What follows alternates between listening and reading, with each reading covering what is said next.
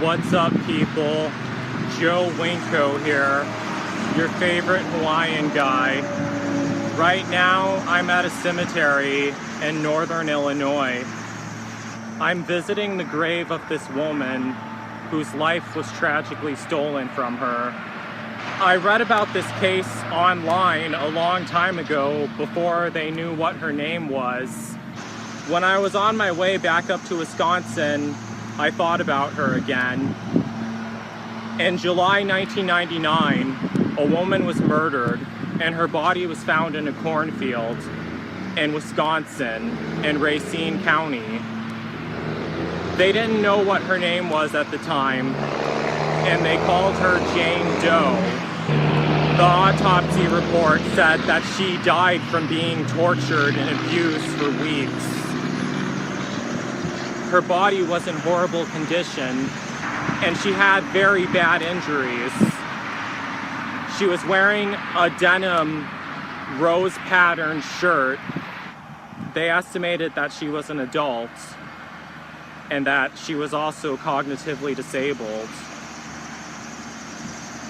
They found her body in a cornfield in July 1999, and the person who found her said that she suffered from horrible injuries.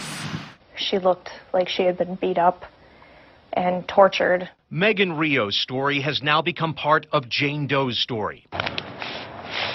It was here in Racine County on July 21st of 1999 that Megan and her father discovered a young woman's body. And later on, we had found out from the sheriff's department that they believed she was tortured for weeks, if not months, before she finally passed away, and then they just dumped her. Who did it and who is Jane Doe have remained a mystery all these years. But it wasn't until 2019 when someone confessed to killing her, when they finally found out who she was. Her name was Peggy Lynn Johnson. In 1994, her parents passed away and she was homeless. She was only 18 years old and she was cognitively disabled. She went to a nursing home to get help and she thought someone there was going to help her. But there was this woman who was working at the nursing home. She was an evil woman who tricked her into coming back to her home, and she was held captive for 5 years and tortured and abused before she was finally murdered in 1999. The woman who killed her is behind bars. I have words to say about that woman who killed her, but I'm not going to say them in this video. This story really bothered me because I'm also cognitively disabled myself. As some of you guys should know, I have a mild form of autism. And I think it's just horrible how someone can be evil enough to harm someone like this, someone who can't defend themselves. And it's horrible how they just stole their life, stole their identity, and just viciously killed them and tortured them for no reason, all because they could. I never wanted Peggy Lynn Johnson to be forgotten. She was 23 years old at the time of her death, only a couple years younger than me. I feel like that it could have been me, like Peggy Lynn Johnson. No one deserves to go through what this poor woman gone through.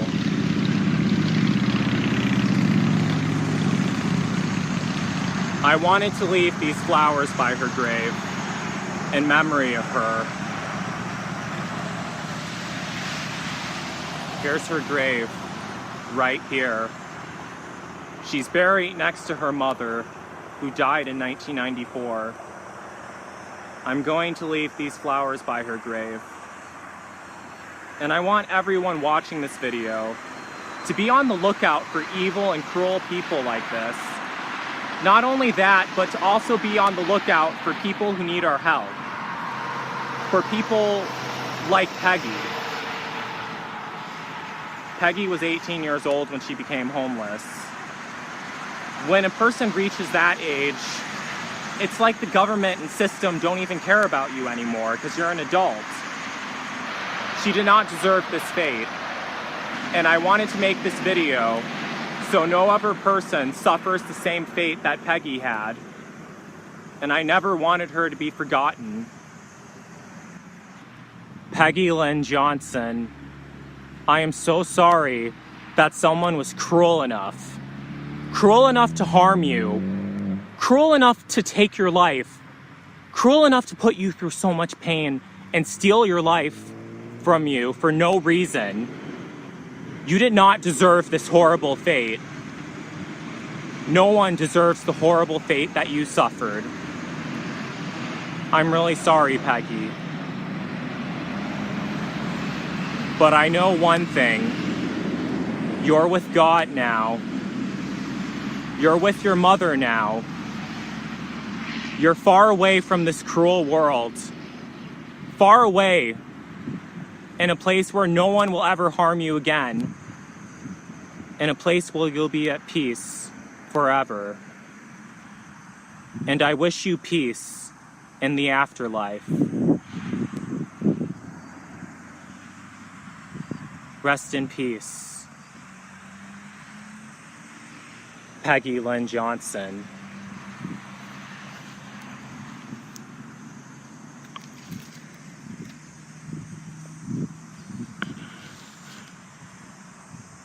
And may you fly away to a place where no evil exists. I wish you peace in the afterlife.